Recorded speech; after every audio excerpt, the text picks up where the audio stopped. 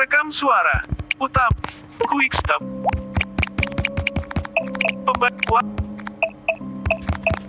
Pembaca. Terjemahan. Audio.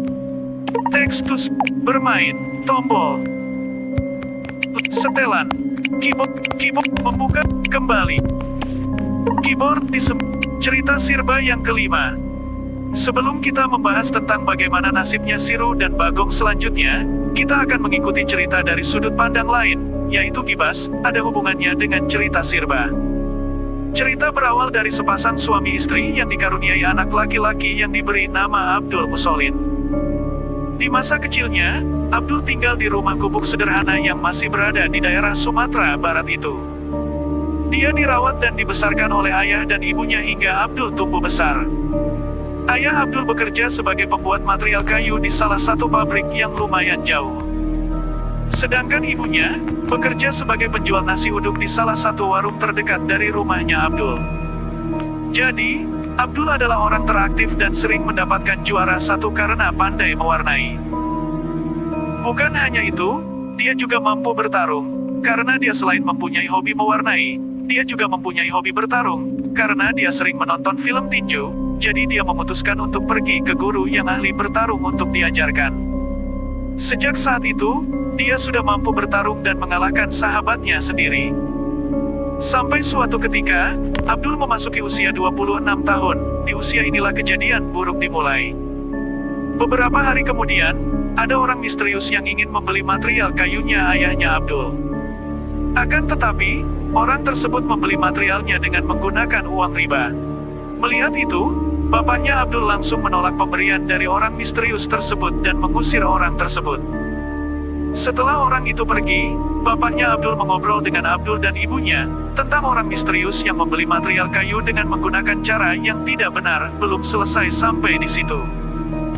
Pada malam harinya, orang misterius kembali mendatangi rumahnya Abdul untuk menanam sesuatu di rumah itu. Ternyata orang itu ingin menyantet bapaknya Abdul karena tidak suka dengan usahanya bapaknya Abdul. Setelah itu, bapaknya Abdul mulai sakit yang tidak wajar. Hampir setiap hari Abdul melihat sosok berjubah hitam bertaring. Itu pertanda bahwa ini adalah awal malapetaka buat Abdul dan keluarganya. Setiap malam harinya, bapaknya Abdul sering mengerang-ngerang kesakitan. Namun setelah dibawa ke dokter, anehnya bapaknya sehat walafiat. Berarti artinya, bapaknya Abdul sedang disantet oleh orang misterius tadi. Beberapa hari kemudian, sakitnya bapaknya Abdul semakin memprihatinkan.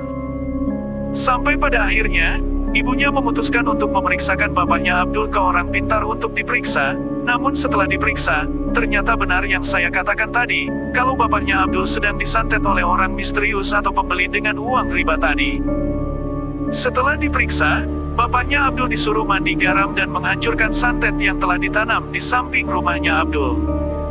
Namun setelah semua saran itu dilakukan, keadaan bapaknya bukannya membaik tapi malah semakin memburuk.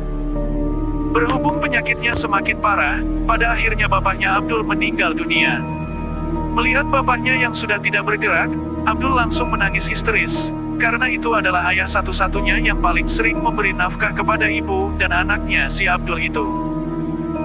Melihat anaknya yang terus menangis tanpa henti, ibunya mengingatkan atau memberitahukannya bahwa ini adalah ujian dari Allah, jadi Abdul harus bersabar dengan kondisi ini, kata ibunya para tetangga yang kebetulan ngelayat di rumahnya Abdul dan memandikan jenazahnya bapaknya Abdul. Setelah selesai dimandikan, bapaknya Abdul dikafani lalu kemudian segera dimakamkan. Setelah dimakamkan, teror belum selesai sampai sini. Setiap malam sosok berjubah hitam bertaring itu masih suka nongol di saat malam hari, di mana jam segitu adalah waktu yang di saat almarhum bapaknya sewaktu mengerang-ngerang kesakitan. Berarti hal itu terjadi karena kehadiran sosok yang berjubah hitam itu. 2 tahun kemudian, giliran ibunya yang sakit. Setelah diperiksa oleh dokter, hasilnya tetap sama seperti bapaknya. Kalau ibunya sehat walafiat, berarti santet belum selesai, malahan pindah ke ibunya yang sedang merasakan kehadiran sosok bertaring itu. 2 hari kemudian, penyakit ibunya Abdul semakin parah.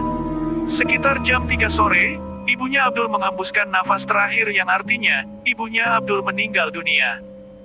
Melihat itu, Abdul kembali menangis histeris untuk yang kedua kalinya, karena dia adalah anak tunggal dari ibunya. Setelah itu para tetangga ngelayat dan memandikan ibunya Abdul dan mengkafani jenazah tersebut untuk dimakamkan. Setelah dimakamkan, ternyata teror masih belum selesai sampai di sini. Beberapa hari kemudian, Abdul memutuskan untuk pergi meninggalkan rumahnya sendiri. Dia pergi tanpa tujuan hingga ditemukan oleh dua pemuda misterius yang belum pernah dia kenal. Orang tersebut memperkenalkan diri dengan nama Siru dan Bagong. Jadi kita flashback dulu ke cerita dari sudut pandangnya Siru dan Bagong. Jadi sebenarnya 1 tahun kemudian tepatnya di sore hari, ceritanya Siru dan Bagong sedang pergi jalan-jalan sebentar. Sebelum pergi tak lupa mereka berdua berpamitan kepada sang ibu. Setelah pamitan, mereka berdua langsung pergi dari rumahnya.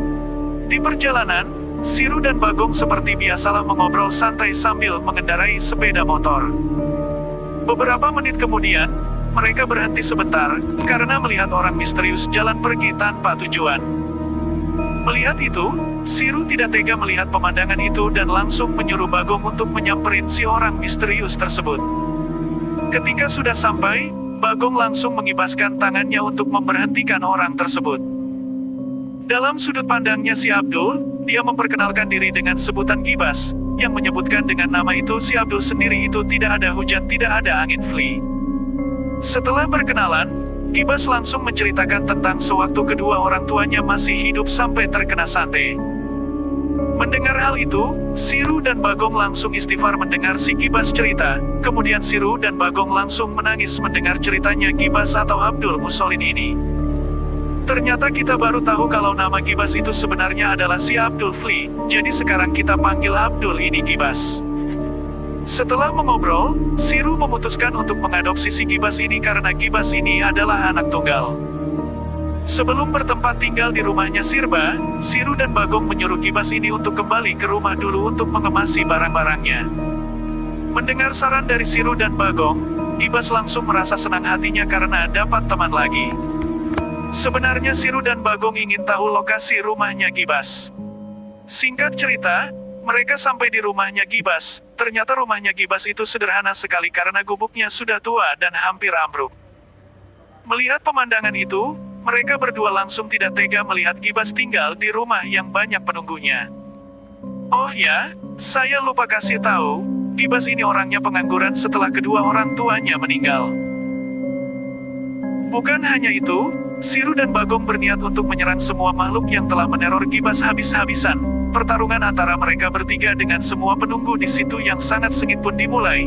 Gibas yang berada di depan, belakangnya Bagong, belakangnya lagi Siru, dan yang paling depan itu makhluk-makhluk itu. Setelah Gibas, pertarungan Gibas yang sangat sengit pun dimulai. Mereka bertiga bertarung untuk menghadapi makhluk itu sampai semuanya tewas di tangan Gibas. Setelah selesai bertarung melawan semua makhluk, Siru dan Bagong langsung mengacungi jempol ke Gibas karena Gibas adalah petarung yang tangguh. Lalu Gibas bercerita kepada mereka berdua bahwa dirinya pernah belajar tentang cara bertarung. Jadi pertarungan antara Siru, Bagong, Gibas dengan makhluk-makhluk itu lebih sengit ke Gibas daripada Siru dan Bagong. Setelah semuanya selesai, Gibas langsung mengambil barang-barangnya untuk dimasukkan ke dalam koper. Namun Gibas dibantu oleh Siru dan Bagong untuk memasuki barang-barangnya. Setelah memasukkan barang-barangnya ke dalam koper, mereka bertiga langsung pergi dari rumah gubuk tersebut. Untuk membawa kopernya Gibas, Siru sudah menyewa mobil untuk membawa kopernya Gibas. Jadi Gibas menaiki mobil yang telah disewa Siru, sedangkan Siru menaiki motor bersama Bagong. Sewaktu masih di perjalanan, Siru kembali mengobrol dengan Bagong tentang rumahnya Gibas yang sudah tua itu. Singkat cerita, mereka bertiga sudah sampai di rumahnya Sirba. Pas masuk rumah, Gibas terkagum-kagum melihat rumahnya Siru yang begitu bersih. Tak lama kemudian, ibunya Siru keluar dari dalam kamarnya dan melihat ke arah Gibas. Lalu ibunya Siru langsung bertanya kepada anak-anaknya tentang siapa itu Gibas sebenarnya. Namun setelah mendengar cerita itu ibunya Siru langsung terkejut mendengar hal itu.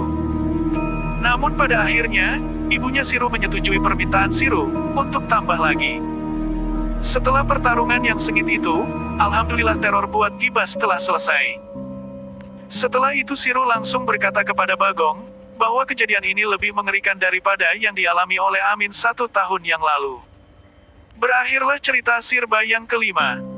Terima kasih yang sudah menonton video ini sampai selesai dan sampai jumpa di cerita Sirba selanjutnya. Kotak edit utama, tombol quick stop, layar Chrome,